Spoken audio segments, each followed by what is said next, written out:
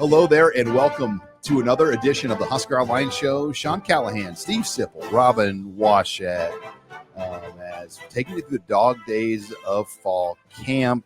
And before we get into the opening headlines, again, HuskerOnline Show brought to you by Ellerbrock-Norris. They've been helping Nebraska business owners protect their purpose for over 120 years with risk management solutions built for local businesses. Ellerbrock partners with you on commercial insurance, group benefits, business exit planning, safety, and more. Start thinking long-term with your business and create a risk management strategy to protect it.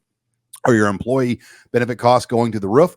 Talk to Ellerbrock. Workplace injuries are skyrocketing. Your compensation costs? Talk to Ellerbrock. Hoping to retire in the next 10 years and sell the business to family, key employees, or even a friendly competitor? Talk to Ellerbrock. Ellerbrock-Norris is helping you protect your purpose, whether it's your business or the employees in it, your life outside of work, or your future retirement goals. Head to ellerbrock-norris.com/HuskerOnline today to get your free risk evaluation. Thanks to Ellerbrock-Norris for sponsoring us here on this week's Husker Online Show. And guys, we've got a fun week. Because not only are we talking fall camp and Husker Online Show, we're getting closer to kickoff. We've got a show Thursday, a live show, a special live show at Zipline Beer Hall, 56 and Pine Lake Road. No admission to get in. There are free Harley-Davidson rides provided by Stephen M. Sipple. Tyler will do a drone show. I've got one of our loyal listeners. He's doing all kind of drones. We're kidding, but he's going to bring his drone out and probably recap the festivities at Zipline Beer Hall. $3 pints of Zipline from 5 o'clock until we're out of there. And they'll have food available for purchase as well as prize giveaways. Wow. Now, you're not eligible to win the prizes, Sip. Why not? Great question. Think of a jerk you'd be like, they give out prizes and you just win them all. Like, hey, the winner is me. Thank you, everyone. Something like Michael Scott would do on The Office. Oh my God, I love that guy. Oh, I love that guy. Michael, the prizes are for the fans and the supporters. That was a no, good one, they're for Sean. me. Yeah, that was a good one. No one supports me like I do. But we hope you join us. Michael It's going to be a lot of fun. And it is, I mean, I've been there a few times. It's not a big place, so it will fill up in there, I would imagine, quickly. You think so? Hope so. I think so. Yeah. Get there early then. I've seen some pretty good initial response about people that are 6:30. thinking about coming out. $3 beers. Come on. And they've got a patio too. So like they'll have the show on the TVs on the patio. So if there is a spillover, they'll have an area to go outside. I can go think entertain they'll have on some the mixed patio. drink options too. So if you're not a beer drinker, other alternative drinks available. I'm looking forward to it. All right. Well, opening headlines. I want to get to this, guys. Dog days of fall camp. It's kind of the dog. I mean, even for the media, you're kind of at this point. You're like, all right, let's get to Scotty Walden and UTEP. Mhm. But we're still a few weeks out. I mean, You know what I'd do if I was Matt Rule? I'd ban the term dog days, number one. Nobody says dog days in this building because it has horrible connotations. You're right. It is. it's like, let's get lazy and complain about it. Yeah. That's what dog days means. Yeah, I don't want to hear my leaders for sure talking about dog days, but it is. Is there just a euphemism for dog days that you could say? The grind of camp. Grind. Yeah, I guess you could go with the grind. But yeah, I wouldn't. They are in it. It's August 13th. Is that what it is? They don't start their UTEP preparation probably till 10 days out, according to Tony White. So that's still a week away. So yeah, it is that. And bodies they're beat up. The guys are beat up. Mhm. And it's a mental grind. Yeah, I think a lot of it, I think James Williams said this was the transition week because they do the big dorm move in and that gets everybody fired up. It kind of brings an energy and a focus. Well, they just left on Saturday, I think was their last day in the dorms. And so now you're kind of transitioning back to the normal life of, living off campus or wherever you are and dealing with all the things you need to get done during what is now physically and mentally in a lot of ways, probably the hardest point of camp to where, you're kind of over that surge of finally getting to hit somebody. They had their first scrimmage. They're playing real football. Now it's kind of, well, now you got to do it again and again and again. And so like the emphasis being put on taking care of your body, I think has never been greater. And this is exactly the week when it should be. You're listening here to the Husker Online Show. And guys, it's a longer camp too. I mean, what camp means is you get unlimited time with your team. It is the only time that you get unlimited hours. And normally you're under a 20-hour clock during the season. And that's practice time, that's meeting times, that's lifting times, that's 20 hours. Training camp, it's unlimited. Well, this year, Nebraska does not start class until game week.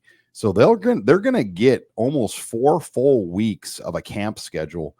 So it's a lot of time to kind of maximize. I was talking to our intern, Joseph Meyer, about that. And UNL starts kind of a week later this year than you would think they should with the calendar. So it is a benefit as far as time with your team. Yeah, I don't know, Sean and Rob. You guys, I should know this, and I don't. How much time do you think those players are over at the football complex on a daily basis? Well, during a camp schedule, I can tell you. I mean, it's first thing in the morning. They practice at 8:30, so you're over there at like 6. Okay. And you don't leave until like 9 o'clock, Right. 8:30 at night. That's what I wanted to say. And maybe they get it going for a little bit, maybe. No. No. I mean, there could be like some breaks in the day, but I don't think there's enough time to, because then you have afternoon meetings, afternoon walkthroughs. Well, then the treatment element too. I mean, that's such a commitment where you're sitting in an ice tub for an extended period of time. You're getting stretching. You're doing all the sorts of things you need to do to stay healthy so you can perform at your best. That, yeah, Sean said, there's just not time to go home and watch TV or anything like that. Talking to a lot of football people, they'll tell you football in a lot of ways isn't fun. The accomplishment is fun. Winning is fun. It's time to win. Like Rule said in that video, it's time to win. You got the feeling Rule's already sick of losing. He doesn't like a losing mentality. God, he was on that. I think it was the new, what do you call that? Chasing 3. Yeah, Chasing 3. The new version. God, he gave a speech to the team that was just extraordinary. Tired of losing. We gotta practice like winners. We gotta do winning things in practice. It was beautiful. How about the great Rick Schwieger coming out and now he's like the voiceover guy on those things. I mean, he was like the guy for the 90s, all the Husker Vision stuff, when he'd have that deep voice. Even when they're at the Orange Bowl, the players still find time to have fun. And they cut to like the shot of like Jason Peter and Grant Wistrom like pool wrestling or something. That was beautiful, Sean. That got me going a little bit. Yeah, Rick Schwieger is back in some form, right? The challenge with these trips is managing the business with the pleasure. Like that. It's really good. I mean, I could Brandon Meyer, whoever made that, I could be the backup for you if you need a fake Rick Schwieger. Putting that out there. Yeah. Through the long days of training camp, head coach Matt Rule reflects back to his time in the NFL. At this point, I'm not sure Schwieger wants to hear the invitation. But it was good, Sean. It was good. But another scrimmage. What did you think, though, of Saturday's scrimmage? I mean, they've kind of locked it down anyway, but that was like locked down at a level I'm not sure we've seen. No. I say hallelujah. I know that's not popular with a lot of people, but it's the way it should be, in my opinion. Well, and every former player has his own radio show practically now, and they're at practice. And when high school, it's just everybody. It's not. I don't want to single out anybody. It's just when you go, you're naturally going to talk, and then the reporters are naturally going to talk to people who are there. And then it manifests itself in this kind of shadowy underworld. Here we're talking about practice that we didn't see, and it's just really uncomfortable. And now it removes that. The whispery underworld. Yeah. Well, even like parents showing up. Like Matt Rule had mentioned that sometimes guys have like come to him and be like, "Yeah, sorry, I was kind of nervous. My mom and dad were here. Whatever. Right. I had like my old coach come in, and like they feel like a pressure to maximize every rep." And I think the reason for locking it down was, one, to try to keep things just internal and not let information leak, but also they had talked about how important of an evaluation scrimmage that was for the staff and how they wanted to really dive into where the pecking order was at certain positions with certain players. And I think just be able to make it as controlled of an environment as possible and eliminate those distractions where your players 100% focus is just on football, not who's in the stands, not who's watching them, not who's coming to visit, who they're going to hang out with later. I think doing that allowed them to just make it a 100% football atmosphere in a really critical fall scrimmage. It can't be the norm, Sip, where hundreds of people come to practices in the fall. Like you made a great point in your column. 500. I mean, Nebraska get 500 people at those things. It's a great point, because the Sean. information that people take out of that is power in this state. Right. I have mixed emotions about the whole thing. You made a great point that it's you get so many people there. You might get 500, 200 to 500 Like, people. does Notre Dame allow that? Does Alabama allow that? I mean, I don't know if they would. My mixed emotions, though, Robin and Sean, are I don't know if Rule really meant, I wonder if he really meant what he said about the players feeling pressure with their sister and brothers watching. I mean, come on, there's pressure. I mean, if they can't handle that pressure, it concerns me a little The bit. difference between a game, though, and that is like at a practice, your parents are like dang near on the sideline. I know, but I just have a hard time thinking Georgia players are worried about. I don't watching. think hundreds of people come to a Saturday Georgia scrimmage either, though. I don't think Kirby Smart allows it. Probably not. But I listen, like I said, mixed emotions. I totally think it's the right thing to do. I just the reasoning threw me for a little bit of a loop. I don't even know if that's real. Because usually what would happen after a Saturday scrimmage is, we'd get multiple people that talk to somebody that was there, or even somebody that might have been there, like a low-level high school coach, not even a head coach. Right. And I mean, they put they'll put detailed reports out everywhere. Right. Mhm. Yeah. So now it's a great conversation because there's a part of me that says, does it really matter that much? How much does it matter? I don't know. It's really interesting, though. And again, I just go back to what I say. I'm never going to be critical of it because if I was a head coach, it would be locked down completely. I'd be horrible. You guys would hate me. Well, Michigan, I mean, their nickname. I'd hardly allow media access. The nickname of Michigan's football building is the Fort. Yeah. Because nobody gets in there. Yeah. I mean, that's probably, I hate to say it. It's kind of the way to do it, though. But at Nebraska, it's everybody's program. It's such a powerful thing in the state that you can't completely lock it down like Michigan. It's not the same dynamic, right? Do you think that what you're talking about, how many people are there and how many people immediately take to social media, message boards, whatever, with their evaluations, they wanted to eliminate that as much as possible because there's certain position groups that they don't want to be maybe unfairly evaluated? Scrutinized. Yes. and we'll get into Are that they doing discussion. different things Yep. because of Could be. certain situations? Could be. And that could be taken as an incorrect evaluation that's of a what great Nebraska is point. trying to be doing right Great now. point. Just controlling the narratives that Mhm. would spark from that aren't exactly true. Right. It could be false narrative. All right, Robin, we're going to hold that thought. When we come back, we'll talk offensive storylines from fall camp. Next, you're listening here to the Husker Online Show. And we're back here on the Husker Online Show. Sean Callahan, Steve Sipple, Robin Washett, again, inviting you to join us out at Zipline Beer Hall Thursday night for a special preseason live show starting at 6:30, $3 zip lines, plenty of food, prizes. That's at Zipline 56 and Pine Lake Road. We're also brought to you here by CHI Health Center at 40th and Yankee Hill Road. And you talk about CHI Health, having a relationship with your primary care provider is so important. I've been going to CHI Health for the last several years, ever since I lived on the south end of town, and been able to get to know my providers there. I've got a great relationship with them. They offer so many great services there as well. They have a pharmacy on site. They have a dermatologist now.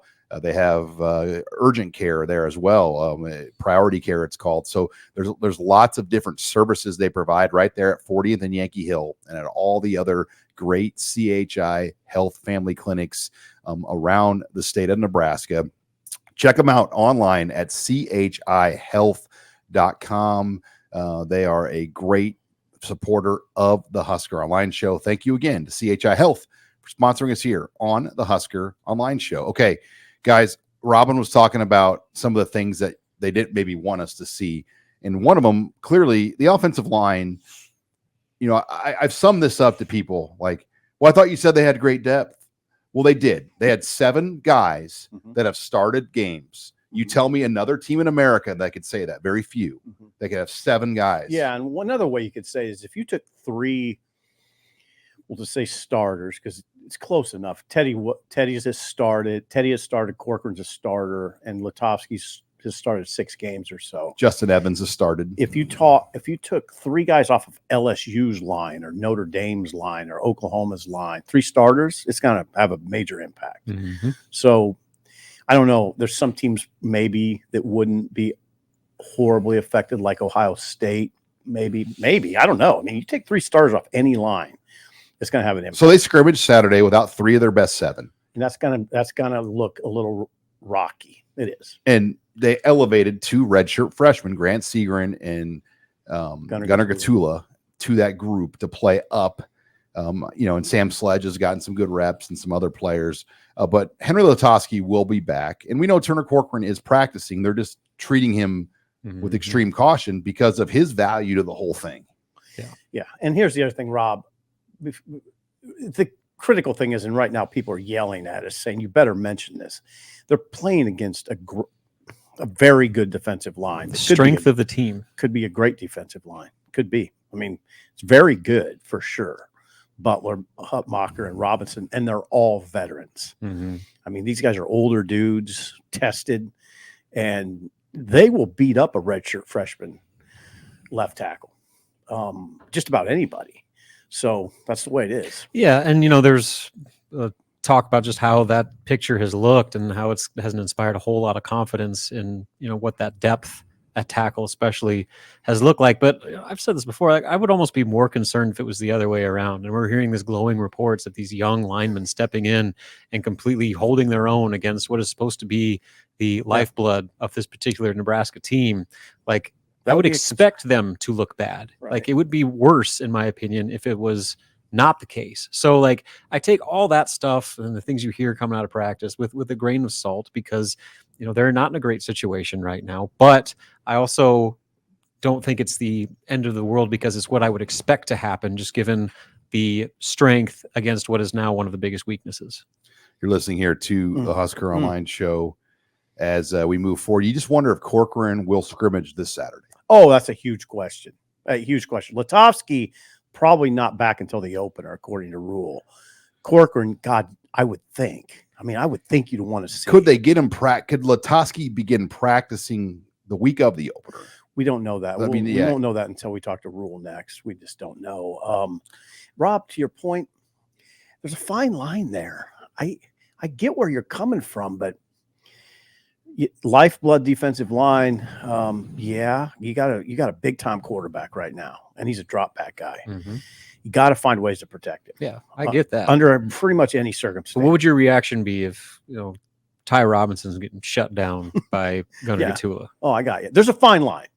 I mean, there's just a fine line. That's more here. my point. Yeah. Is like, I totally as far understand. as like ringing the alarms right now, I would be more panicked if we were getting reports on the other end of what we're hearing. This is beautiful. This is the way camps go. I mean, you have this sort of thing happen, and coaches are paid a ton of money, particularly the head coach, a ton of money to manage this. They got to manage it. Well, and guess what? If they had issues at tackle this year, they have good tight ends they can scheme with, and they have good running backs that know how to pass protect. Gabe Irvin Jr. and Ramir Johnson are veteran, and Emmett Johnson. They're veteran pass protection guys. So there are ways that they can account for this if there happens to be a concern there. And you could beat it with scheme too. Like, I mean, if you just get rid of the ball within 3 seconds, then the pass rush doesn't have time to get to you. Right. So, like, there's ways to combat that beyond just having, an all-conference caliber tackle. Like, max protect. You can help. You can keep guys in for protection, and you can get the ball out. You can run the ball between the tackles to slow down a pass rush. Like, there's different ways that you can do. You can use a screen game, which I've noticed probably more so this offseason than ever, how effective the screen game, especially the receiver screen game, appears to be looking. Don't give away the playbook there, Scout. They're showing it in front of everybody with 3,500 people in the stands. I think I can mention Robin.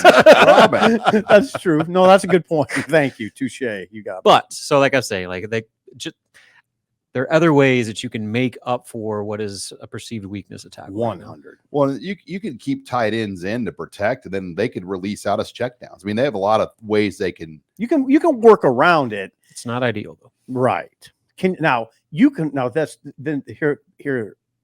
is the crux of the discussion.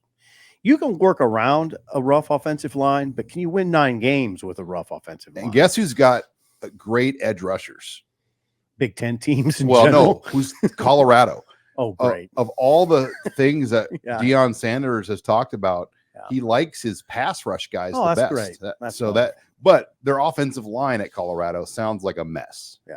Early. I mean, that's the storylines. I mean, and that's a whole nother maybe we'll talk Colorado more at Zipline on Thursday, because that will be an interesting. Yeah, Deion seems to have things under control. Yeah, everything's going great over there. He's got a great rapport with the media.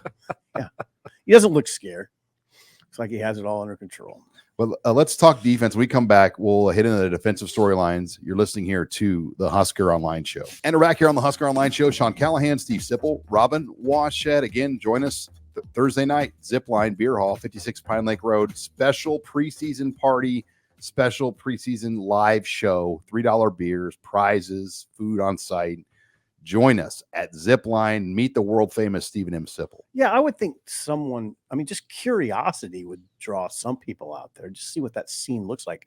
The term beer hall is a good one. That's a good term, beer hall. So they used to have the big, long German tables, like German style, like beer fest tables, but they broke those up now into different seats. Oh, they have that. Yeah. Okay. Yeah. So they're broke it gonna up move a lot. things around a little bit for us, so it'll make it a pleasurable viewing Well, experience. Rob's a regular. Is Rob a regular? I used to be. I used to go there a lot.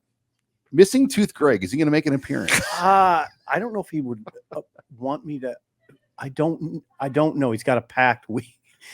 He was talking about He it. made an appearance in your column this week, and the he- world is intrigued. He about does a lot of He does a lot of accumulating stats for me, which I appreciate. All right. Well, before we get into People some working for me. defensive storylines, we're brought to you here by Omaha Steaks. It's the anniversary sale at Omaha Steaks right now. Go to their website, omahasteaks.com. They've already got 50% off on a lot of their great box items, over 50% off in some cases.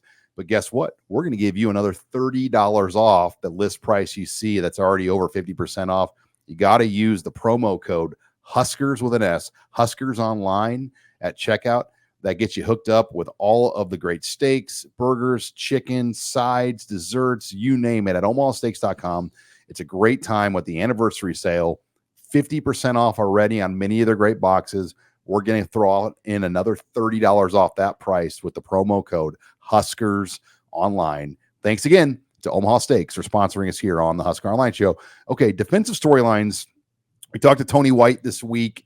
And I asked him, like, when do you guys get into UTEP? And he goes, that's Coach Rule's call. I mean, you can tell, like, nobody wants to speak on, like, Overall tactical issues. like only one guy, and that's how it should be. But they're, as we said, in the grind to camp right now, and another big week. He did address tackling. Was a little not where he wanted it to be, at least in that first scrimmage. Said it's bugging people. Mhm. It's bothering them. They do a lot of, as Rob Dvorak said, they do a lot of thudding, and then when it goes live, sometimes there's angles, and I don't know, just the way football transpires. Sometimes there's things you just can't really prepare for. You watch it, so you can't fully be prepared sometimes for what's going on.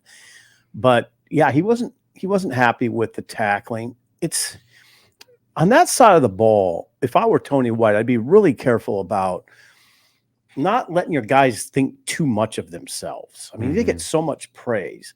And I say it, and people don't like it when I say it. I don't really care.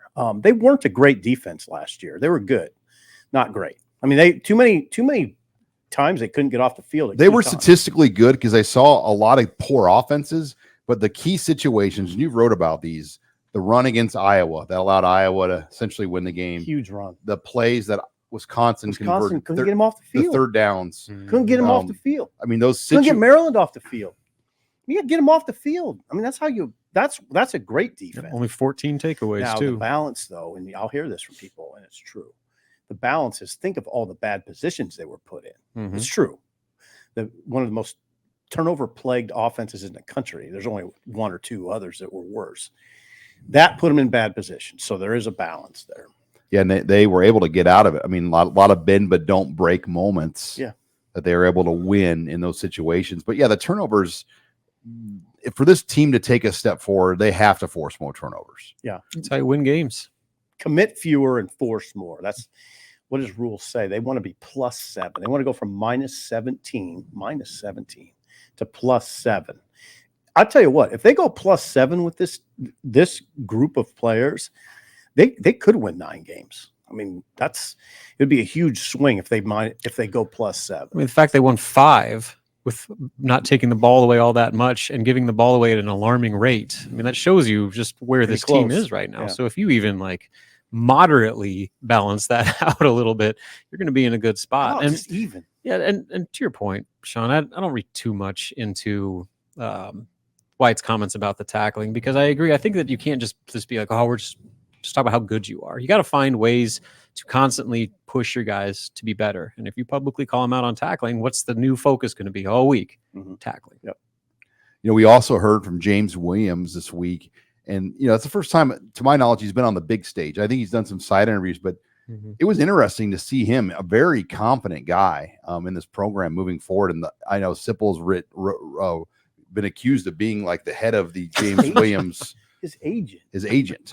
Yeah, it all stems from a conversation, and Terrence Knight, I don't think would mind me saying it, that I had with Terrence in Belton, Texas, when we were just standing. You've rode that conversation all the way to August. But it was striking to me what he was saying about James Williams, that not just like he might be one of the better players on the defense, not just a pass rusher. The way he carried himself, though, I mean, in terms of players that have spoke on the podium, Gabe Irvin Jr. might be the only other one, and Ty Robinson, I'd say, is pretty good up there. But for a guy that's never done that before, I'm like, God, this guy carries himself like he knows he's going to be a player. What was he like, Rob? I didn't see it. Yeah, I mean, like, he looked like a guy that it was his first time doing that, but he didn't seem all that uncomfortable. In fact, he had some pretty good analogies. He described Terrence Knighton's that group compared it to like a repertoire of a pitcher, how every player was a different pitch. He referred to himself as the cutter. He ran out of baseball pitches because he's not a huge baseball guy. So the analogy only went so far, but like, that's the kind of it was a great thinker I had my that back he was to the action, because I was writing, but I heard him. Mm-hmm. It was an incredible analogy that he just ran out of pitches. And he had a really good answer to a question about kind of the future of post-grad camps, which he made Nebraska's roster through. What did he say? Just kind of talking about the new evolution of roster maxes and all that stuff. Like, will those opportunities even be available in the next couple of years? And he talked about how disappointed it was. I think he said disheartening, and, you know, almost kind of was a bit critical of the NCAA for allowing it to get to this point. And, guys like him that didn't take a normal path to get to this level might not have that path available in a few years because of all of these roster changes they're making. Wow. Yeah, we still don't really know what that's all going to look like in the future as far as the roster movement goes. Mm-hmm. He's got a great point, though. I mean, think about those two players, Jalen Gramstat and James Williams, wouldn't have had the opportunity probably. Mm-hmm. And they're both great stories. Well, John Hull, they just added him. John Hull. Yeah. Makai Nelson Butler. Yeah.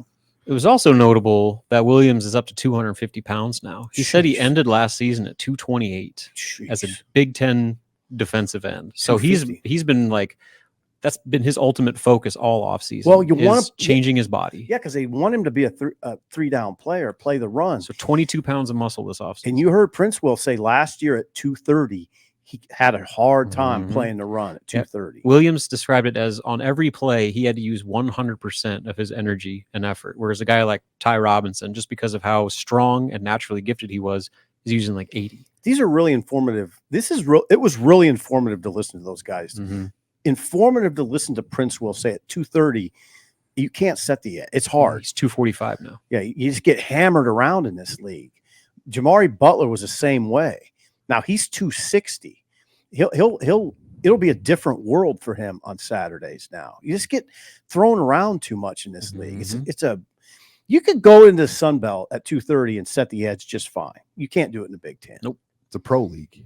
It is. It's the closest thing there is to a pro league. And I mean that more than the SEC. The size is different. It's the size difference. All right. When we come back, we'll bring in Abby Barmore and we'll take your questions in the mailbag next. You're listening here to the Husker Online Show. And we're back here on the Husker Online Show. Sean Callahan, Steve Sipple, Robin Washett. Before we get into the mailbag with Abby Barmore, this segment of the Husker Online Show brought to you by Mando. If you're not familiar with Mando, check it out. They've got a lot of great products right now at Mando, a lot of deodorants, just a lot of different things.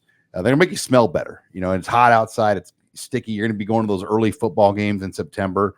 Mando has you covered, and we have you covered as well at Husker Online right now. We're going to give you a great special with the Mando starter pack. That includes stick deodorant, cream tube deodorant, 2 free products of your choice, like the body washes or deodorant wipes, and free shipping. We've got a discount as well. You've got to use the promo code Husker at shopmando.com, and that's going to give you $5 off as well on the starter pack. It equates to 40% off total with the promo code Husker at shopmando.com. Thank you again to Mando for sponsoring us here on the Husker Online Show. Okay, Abby, let's get into the mailbag. What do you have? Okay. Who is going to have more receiving yards and touchdowns this year? Malachi Coleman or Carter Nelson? Carter Nelson. I'll say Carter just because of the different ways they can utilize him. Tight end, receiver, H-back, all that sort of thing. Okay, that's fair. Today, I think we know Carter Nelson's going to have some kind of role. We don't really know Malachi Coleman's role yet. Mm-hmm. That's a good point. I mean, Malachi, he's at a position where there's more people, number one, and there's more people ahead of him than Carter Nelson. Carter Nelson, you could say, in a sense, only has 2 people ahead of him. Okay, now this is where people are going to get confused because Carter is technically playing receiver, as is Malachi Coleman, but not the same type of receiver. No. It's like his own position. Yeah, kind of like that. If that rotation gets tight, Which rotation? the receiver rotation, and they can't, because Nayor and Banks are seniors too. Yeah. Is it not out of the question? Hey, let's see where Malachi's at after 4 games, and they could redshirt him. I'm not saying that's going to happen, No, I could see but I think it's a discussion point worth having. But again, I'm running my video game roster here. It's a little easier said than done, but maybe he doesn't want to do that. But like, what if the reps, if they can't get him in at a level they want, and those 2 guys are gone, play him in up to 4 games, you could redshirt him. it depends where he's at in the rotation. That's what it comes down to. I mean, And I'm not saying that's happened. It's just like an idea. My perception right now is Malachi's right outside the main core, right outside. And who would you say the main core is? Nayor, Banks, Barney, Lloyd, Barney, Alex Bullock. There's 5. And Nelson And Garcia Castaneda. and Nelson. Oh, geez. yeah, That's It's a 7. big group. 7. See, now that's what we're talking about. And then Malachi's right there. He's right in that tail end of that. But that will ultimately answer your question. How much can they get him out there? Injuries can play a part in that conversation. We saw Washington go down against Illinois last year. We saw Castaneda go down in the opener. If 2 guys go down, the whole conversation changes. No doubt. All right, next question. Okay. When will Nebraska announce their alternate jerseys, and which game do you think will be best to wear them? We've had a lot of questions about the alternate universe. Would they just go with like the Rutgers game, the homecoming game? Yeah. Does that make sense? I don't. That makes sense. I don't think you want to mess with the Illinois Friday game. That's the 400 sellout. Ooh, now why Which- wouldn't you want to mess with that? If you're doing some sort of like throwback. I mean, it just depends what Adidas does, but I'm saying I wouldn't want to mess with a historical game with like some space age uniform. Yeah. Okay, It not would- space age. Yeah, it would have to be like a throwback to The 1962. right. But they kind of Didn't they do Different, that for right? the 300th? yeah, I think so. Like Roy Halou. I remember the photo. And everybody loved them. You can never go wrong with a throwback alternate. You look like Troy Dannon. You need to start thinking like Troy Dannon. They should go with the Apex throwbacks. Hey, I don't mind a throwback idea for the Illinois game. You could put anything out there. I probably wouldn't notice unless you told me. So Will we see multiple drone shows? Like, will they go drone show Colorado, drone show Illinois 400? So you're talking about like what do they do? Like 1,000 drones up there? Oh, it's a Not lot of money. Is it? They did them for like the volleyball day, and they did it for a football game last year. Yeah, 2 for 1. So they got a deal to get 2 shows, and Brandon Meyer, I believe, is in charge of kind of putting that together. And the price tag on getting those, I don't know what they paid, but it's a significant price tag that would push 6 figures. But you're running a multi-million-dollar entertainment evening. Yeah, true. And think about those pictures, the value of those pictures and what you produce out of those images and the videos. Now you're thinking like an AD. Good job, Sean. You got to spend money to make money. 100. Okay, next one. Is there anyone on the team that could switch positions, whether on the offensive line or anywhere, to be a left tackle and add more depth there? Oh, I'll throw one out there randomly. It's I'm not sure Petula happening. loves this conversation. Just in case. Van Poppel, Okay. like when he was first recruited, Okay. and Mike Dawson, who recruited him, told me this. Okay. He said, it wouldn't surprise me if Van Poppel moved over to the O-line. He could play O-line. Is he a tackle? Well, he's 6'7". Yeah, he looks like a tackle. But I'm not saying that's happening. It's not happening now. And they need him at D-line. I That's really where he's like him at. on D-line. Yeah. But he is versatile enough. And we've seen the kid from Gretna. Ashton Murphy. No, that's Elkhorn South. My bad. Goldman, Mason Goldman. Okay. And Bachachek. Shake Shack. They've been gone. They've done the old switcheroo. You almost forget which side he's on sometimes. AJ He's a guard now, though. Number 2 guard. I'd say Shake Shack's number 2 guard right now. Right? Rob, you watched the open practice. He was. You listed him as number 2. Yeah, but that was also with Lutovsky out. So Good point. Yeah. Okay, so yeah, that's a good example. Van Poppel moving over. Oh, yeah, that's just. I mean, you're not moving Ty Robinson over. Yeah. No, it's a huge undertaking, and it would be. I've thought about this. If you're a coach and you're starting to have those conversations, it's not good for your O line. No. It doesn't. Especially it shows your O midway line through August. Yeah, it shows your O line. It doesn't show much confidence in your O line coach. Number one. Mm-hmm. Number 2, your current guys are probably bewildered, and it's just such a huge change for somebody. They're not at that point. I would say they're not close to that point. Yeah, I could see them moving guys at other positions on the offensive line around before I see like massive offense to defense, vice versa. Like I could see swaps. Mazuka. Heading out. He's 6'5". Yeah, he could head out to left. Well, tackle. Ben Scott has started and played 12 games as a tackle. Yeah, he could head out to left. I mean, tackle. there's options there. Yeah. One of those 2 gentlemen to me would make the most sense if it ever got to that. I mean, it's kind of like you got to put all your pieces on the battlefield and say this is their best chance to win the war. Yep. We got to move them around and figure it out. All right, final question, Abby Barmore.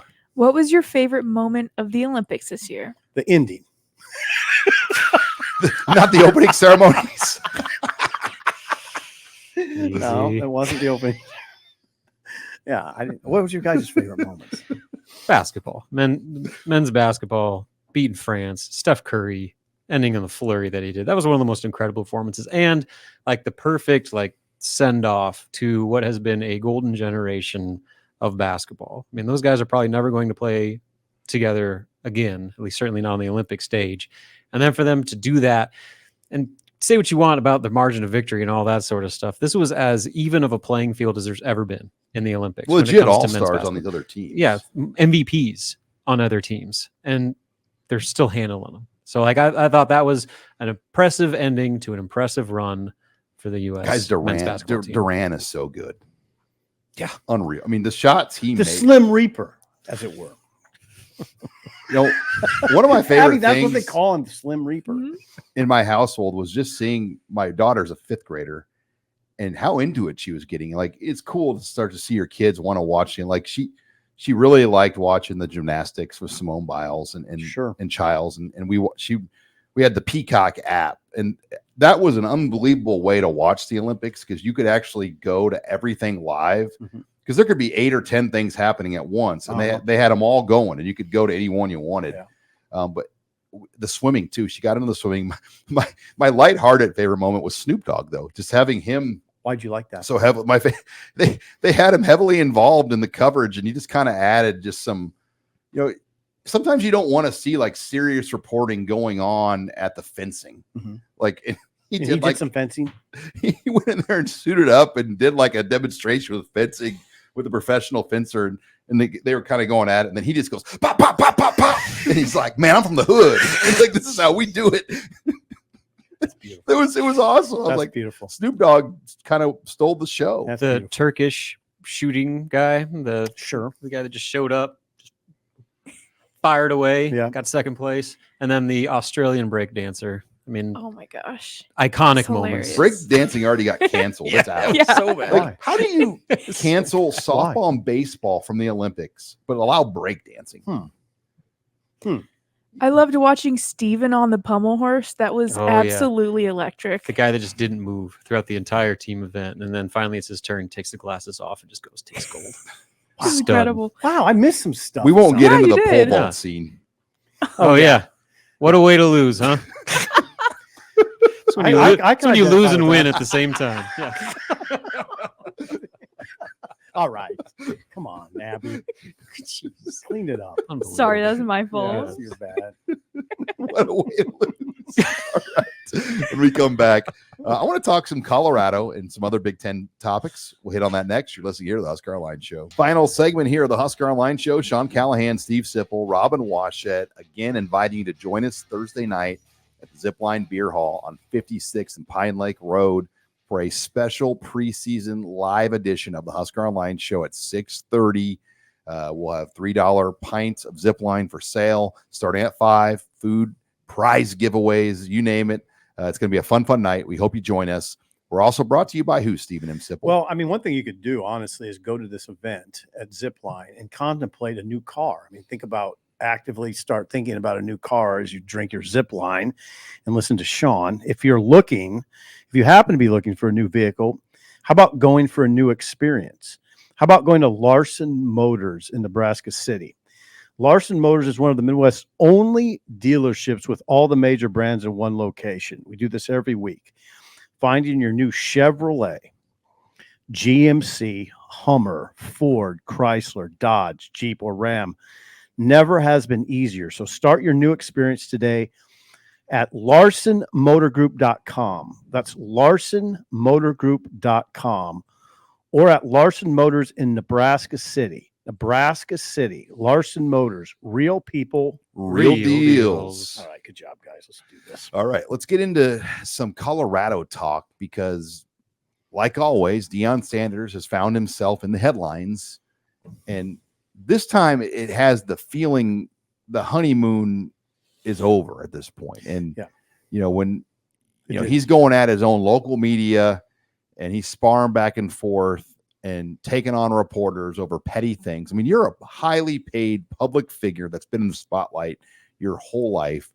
Why do you care what CBS.com wrote about you? Well, you might care if you're insecure. You might care if your August camp isn't going particularly well. You might care if you feel like, oh God, we're going to have a hard time against North Dakota State. You might care if you feel overmatched. And that's how he came off in this press conference that you've alluded to. And the important thing to know is this was the first time in his tenure at Colorado, his brief tenure, that he's shown this side active, like outwardly. It's the first time he's shown this kind of desperation. And so, yeah, it was illuminating for sure. So what he was upset about was CBSSports.com ranked Deion as the 15th best coach in the 16-team Big 12. And so because of that, he was asked a question by reporter Eric Christensen of KCNC, CBS affiliate out there in Colorado. And Deion answered the question with, "I'm not doing anything with CBS. Next question." And he's like, "I got respect for you, Eric. It's nothing against you, but CBS knows what they did." So basically, he punished local TV affiliate reporter for something that he had absolutely nothing to do with. And to that, of course, sparked a column by Sean Keeler of the Denver Post, who kind of let it all out there about saying Deion looks like a guy who's afraid. A coach is afraid of what this season potentially could be and how his act is already starting to wear thin. And so that's kind of the turn where, the people in Nebraska and all that stuff can maybe have their view of Deion. But when internally and the local media starting writing about that takes things up a notch. And it's a fair ranking list. I mean, I'm going to just throw out the names ahead of him. And you tell me if you'd put Deion Sanders ahead of this guy quickly. Kyle Whittingham. No. Lance Leipold. No. Chris Kleiman. Good God. No. Mike Gundy. No. Sonny Dykes. Matt Campbell. Willie Fritz, who took TCU to the college football or the New Year's Six. It makes you wonder if the Colorado AD maybe should check out this list. Gus Malzahn, who's won a national championship. Right. Neil Brown, who's won. He's ahead of Deion. He's won, though. He's proven. Joey McGuire. Kalani Sitake, who's won. Dave Aranda, who's won a Big 12 title. Brett Brennan. who's won big at San Jose State, who's inheriting a really good Arizona roster. I think the only one I could make a case that you could put Deion over, Scott Satterfield, who comes from Louisville. Right. And really has struggled at Cincy in his first year. The only guy they have Deion over is Kenny Dillingham. Yeah, and Dillingham's just unproven. He's a young rookie. guy. Yeah, he's a young guy. But I honestly think you could only maybe argue Deion is got a better body of work as a coach than one of those coaches. Hey, now, or Rob two. and Sean, it might have been that ranking. CBS Sports has also covered Shiloh's bankruptcy pretty closely. Shiloh. How did he go bankrupt? Oh, there's a legal issue. Tax? No, worse. So they covered that, and then there was even another article that it might have been the totality of their maybe coverage. that put it over the top for him for whatever reason.